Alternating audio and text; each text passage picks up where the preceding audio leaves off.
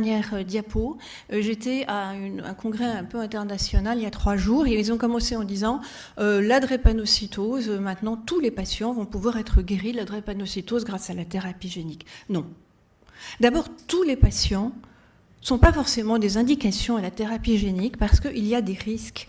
Et j'ai parlé de la chimiothérapie au moment de l'induction, au moment pour pouvoir conditionner le patient pour qu'il puisse accepter la moelle corrigée.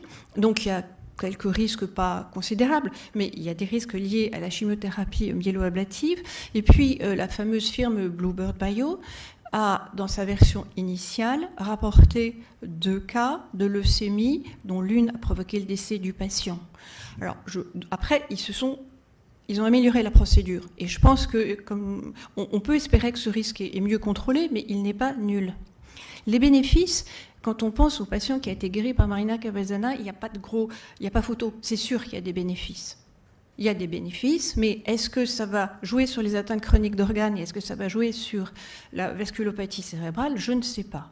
Et puis enfin, on ne peut pas faire l'impasse du prix. Bluebird Bio est arrivé en demandant 1 800 000 € en Allemagne, en France et en Espagne. Et l'Allemagne, la France et l'Espagne ont dit on ne peut pas mettre 1 800 000 €. Alors quand je dis ça devant des parents, ils sont pétrifiés parce que leur enfant, c'est leur enfant. Il est malade et ils ne voient pas pourquoi on ne leur donnerait pas un médicament qui existe s'il est accessible, s'il est possible.